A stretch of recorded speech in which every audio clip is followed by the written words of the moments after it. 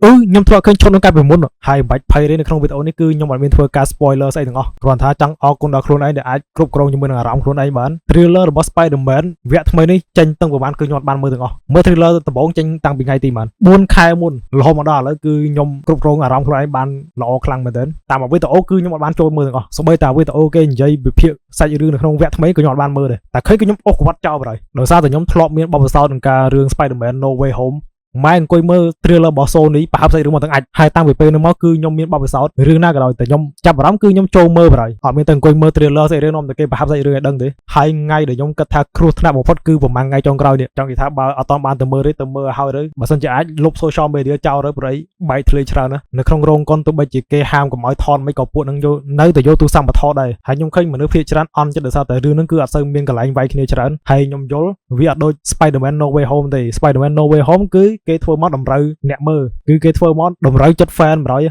គេយកតួអង្គចាស់ចាស់គេយក Spider-Man ចាស់ចាស់យកមកឲ្យយើងមើលហើយមានកន្លែងវាយគ្នាលយអាហ្នឹងគឺគេធ្វើតម្រូវចិត្ត fan ក៏ប៉ុន្តែនៅក្នុងរឿងនេះគឺអ្វីដែលគេផ្ដោតគឺការវិវត្តតួអង្គរបស់ Peter Parker ច្រើនជាងហើយនៅក្នុងរឿងនេះគឺគេផ្ដោតលើទំនាក់ទំនងរវាង Peter Parker និងមនុស្សជុំវិញខ្លួនរបស់ Peter Parker ច្រើនដូចយើងដឹងស្រាប់ហើយថាបន្ទាប់ពីព្រឹត្តិការណ៍នៅក្នុង Spider-Man No Way Home មកគឺ Peter Parker បាត់បង់អ្វីគ្រប់យ៉ាងអត់មានអ្នកគេស្គាល់និយាយទៅគឺដូចលុប browser history ចោលអញ្ចឹងចាប់ផ្ដើមមកម្នាក់ឯងនៅក្នុងផ្ទះជួលថ្មីហើយសំខាន់ផ្ទះជួលហ្នឹងមិនមែនបន្ទប់ជួលធម្មតាទៀតបន្ទប់ឃ្លាំងគេដាក់អីវ៉ាន់ទៀត Peter Parker នៅក្នុងវគ្គនេះគឺឯកាខ្លាំងមែនទែនអត់មានមិត្តភ័ក្តិតំណាងម្នាក់ឯងធ្វើអីម្នាក់ឯងហើយត្រូវចាប់ផ្ដើមអ្វីគ្រប់យ៉ាងសារដើមពីចំណុច0មកនិយាយទៅគឺដូចចំណងជើងរឿងប្រយហើយមានកន្លែងមួយនោះគឺខ្ញុំមើលហើយខ្ញុំឈឺចិត្តជំនួស Peter Parker យ៉ាងម៉េចខ្ញុំអត់ចង់បង្ហើបស្អីរឿងនេះក៏ប៉ុន្តែបើនិយាយន័យធៀបទៅឧទាហរណ៍ថាយើងឃើញផ្កាមួយហើយផ្កាហ្នឹងគឺស្អាតខ្លាំងមែនទែនយើងស្រឡាញ់ផ្កាហ្នឹងខ្លាំងមែនទែនយើងខំមើលថែផ្កាមួយហ្នឹងយើងខំស្រោចទឹករាល់ថ្ងៃតែប៉ះក៏អត់ហ៊ានប៉ះដែរហើយថ្ងៃណាមួយយើងឃើញមានមនុស្សម្នាក់ដើរមកដល់គេបេះផ្កាហ្នឹងយកទៅបាត់កណ្ដាលមុខយើងហើយយើងមានអារម្មណ៍មិនដែរហើយនៅក្នុងរឿងហ្នឹងគឺមានឈុតឆាកដែលវាធ្វើឲ្យប៉ះពាល់ដល់អារម្មណ៍ខ្ញុំច្រើនខ្លាំងមែនទែនរបៀបថាវាចាក់ដោតសម្រាប់អ្នកដែលនៅនឹកសង្សារចាស់អីទៅមើលរឿងហ្នឹងត្រៀមខ្លួនឲ្យវើយធ្លាប់របៀបថាថ្ងៃហ្នឹងនៅស្រឡាញ់គ្នាសុកផ្អែមល្ហែមជាមួយគ្នាសុកបន្ទាប់មកស្អែកឡើងក៏ត្រូវចែកផ្លូវគ្នាអារម្មណ៍ហ្នឹងគឺវាអញពិបាកនិយាយអើយរបៀបថាយើងស្រឡាញ់គេយើងបានតែស្រឡាញ់ទោះបីជាស្រឡាញ់ខ្លាំងប៉ុណ្ណាក៏ដោយក៏វាបានត្រឹមតែស្រឡាញ់យើងស្រឡាញ់គេគឺយើងពិតជាចង់នៅក្បែរគេហ្មងក៏ប៉ុន្តែបើសិនជាអត់យើងគេសប្បាយចិត្តអាហ្នឹង Yeah let her go កាត់ចិត្តទៅអពយពាក្យមួយដែលខ្ញុំស្រឡាញ់ខ្លាំងមែនទែនក្នុងរឿងហ្នឹងគឺតែប៉ុន្តែពាក្យហ្នឹងគឺគេនិយាយនៅក្នុង trailer រួចហើយអញ្ចឹងខ្ញុំយកមកនិយាយទៅក៏អីដែរមែនអត់ពាក្យហ្នឹងគឺគេនិយាយថា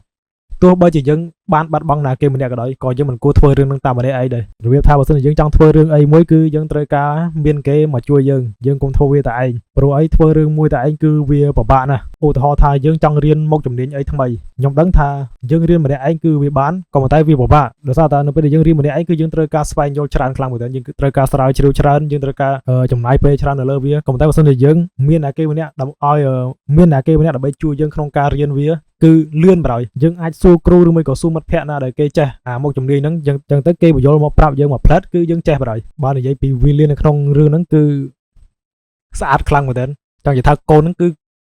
ខ្ជូតយកបណ្ដោយបើនិយាយរួមទៅ villain នៅក្នុងរឿងហ្នឹងដូចជាមិនមែន villain របស់វាអាចជា anti hero ដោយសារតែមើលទៅវាអត់ចំ villain ហើយមូលហេតុដែលរឿងហ្នឹងមិនសូវជាមានកន្លែងវាយគ្នាដោយសារតែ villain នៅក្នុងរឿងហ្នឹងគឺវាមិនសមនឹងវាយគ្នាជាមួយនឹង Spider-Man ក៏ប៉ុន្តែអាឈុតឆាកវាយគ្នាចុងក្រោយហ្នឹងគឺលយខ្លាំងមែនទែននិយាយរួមទៅរឿងហ្នឹងគឺអត់សូវមានកន្លែងវាយគ្នាទេក៏ប៉ុន្តែបើកន្លែងវាយគ្នាមួយគឺចេញមកខ្លឹមបណ្ដោយហើយខ្ញុំចូលចិត្តទំនាក់ទំនងរវាង Peter Parker ជាមួយនឹង Punisher ខ្លាំងមែនទែនពីអ្នកហ្នឹងមើលទៅដូចពូហើយនឹងក្មួយចឹងមួយវិញទៀត villain នៅក្នុងរឿងនេះគឺវាមិនសូវជាមានសាច់រឿងខុសគ្នាជាមួយនឹង Peter Parker ប្រហែលទេកន្លែងហ្នឹងគឺគេចង់សបញ្ជាក់ថាធ្វើជាតួអង្គចិត្តល្អនិងតួអង្គចិត្តអាក្រក់វាគឺជាជម្រើសរបស់យើងនិយាយរួមទៅមនុស្សពីរនាក់ឆ្លងកាត់រឿងហ្នឹងដូចគ្នាក៏ប៉ុន្តែម្នាក់អាចខ្លាចជាតួចិត្តល្អម្នាក់ទៀតអាចខ្លាចជាតួចិត្តអាក្រក់ហើយការជ្រើសរើសផ្លូវដើររបស់យើងគឺវាជាជម្រើសរបស់យើងទេហើយរឿង Spider-Man មួយនេះគឺជា Spider-Man មួយដែលខ្ញុំស្រឡាញ់ខ្លាំងមែនទែនមានឈុតមួយខ្ញុំអង្គុយមើលឡើងយំហ្នឹងមែនអត់និយាយលេងទេណាហើយខ្ញុំក៏អត់ចង់និយាយអីច្រើនទៀតដែរដោយសារតែបើនិយាយច្រើនទៅមានតែ spoil សាច់រឿងក៏តែច្រើនអញ្ចឹងបើអត់បានទៅមើលទេទៅមើលឲ្យហើយទៅប្រយ័ត្នគេ spoil អញ្ចឹងសរុបមករឿង Spider-Man Brand New Day មានទម្ងន់100គីឡូហើយវីដេអូថ្ងៃនេះមានប៉ុណ្ណឹងជួបគ្នាវីដេអូក្រោយបាយ